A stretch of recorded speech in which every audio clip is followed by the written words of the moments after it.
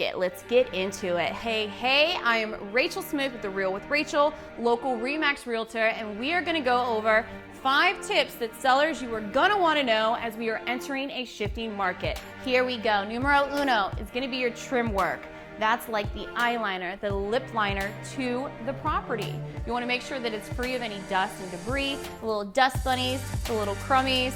That's going to be your baseboard, your chair rail, any type of trim detail that might collect debris or dust. You want to make sure that you're keeping it clean, right? We're gonna notice it. Your window trim work, you want to make sure that that's good. Anything around your stairs, run a little rag over it. We want to make sure that it's free of dust. We just want to get it out of there. Number 2 is going to be your landscaping. When you're entering a property, that's what you're going to see. So make sure that your landscaping and your hardscaping is ready to go. Less is more, especially in the winter months. You want to make sure any debris, leaves, sticks, twigs, get them out of your mulch beds. If you can do a pump of fresh black mulch, that's going to be key. But the most important thing I'm going to be telling you guys is to edge. Do your edging around your mulch beds, around your flower beds, around your sidewalks. Make sure that you're doing all of that edging because it really makes a difference. Those clean cut fine lines really look good as you're entering a home. All right, number 3. You may not think about this one, but it is highly important, and as we realtors see houses all the time, our eyes are gonna go to things that, hey, you know what, we've seen a million fireplaces, we've seen a million cabinets and what have you, but let's look at the finer details. Usually gonna have to do with water. Caulking is gonna be number 3. We're still on number 3. Caulking, that's gonna be around your sinks and your bathrooms. You wanna make sure that it's clean and fresh. If you can scrape up the old caulking, lay down a fresh line, whether it be clear or white. Get the tubs, get the showers, get the sinks, get your laundry room. Look at any exterior openings that have caulk. Make sure that that's good to go as well. If, again, you can remove it and then replace it, that's going to be best, all right? So caulking, again, these little details, fresh is best, so remember that, especially if it's starting to get mold and you can't clean it, just redo it. Number 4 is gonna be your mechanicals, the organs of the home, right? Your HVAC is the lungs, you got your hot water heater pumping that hot blood through. We've got to make sure that our mechanicals are maintained. They're either updated or they've been looked at by a specific professional in that entity of mechanicals. So your HVAC guy, have him come out and do a check, have your plumber come out and do a check, have your electrician come out and do a check. The other thing that you can do before listing is do a pre-inspection. That is something that will give you a little itemized list of, hey, this needs love, this needs love, this needs love. Go ahead and get this checked out prior to hitting that active button. And that's also going to help you for when you do get in escrow under contract. You can say, hey, buyer, look, I've already done this checklist of items that Mr. Inspector has done. You want to look at my laundry list. These are the things I've already taken care of. That could help alleviate another contingency from the buyer. Doing a pre-inspection, there's offers that are happening with different agents coming up for those as well. So keep a watch out for those different offers. And then number 5, depersonalize.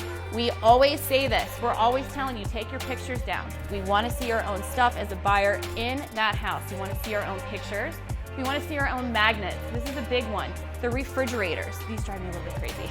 So the refrigerators that have all these glorious places, your kid's pictures up. Yay, he got an A, 5 stars, Kimmy, good job. Take it off and put it on the sides. Buyers want to see clean cut. Think of a model home. You want your home to look the same way that a model home would look if that was the model home model for your particular make. Take off those magnets, anything that's personal. Sports stuff, take that off.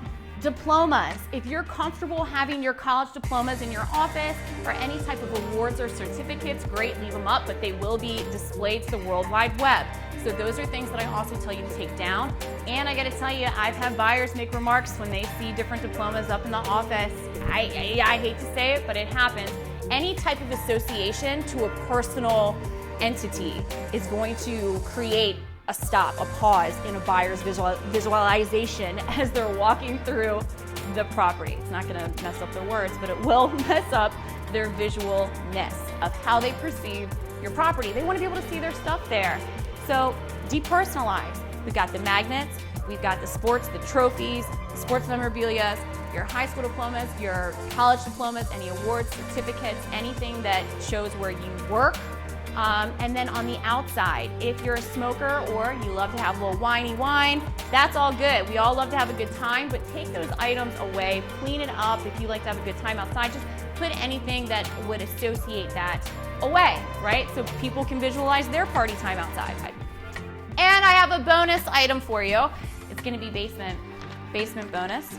As I'm entering the basement, the very first thing I'm going to do is I'm gonna try and smell.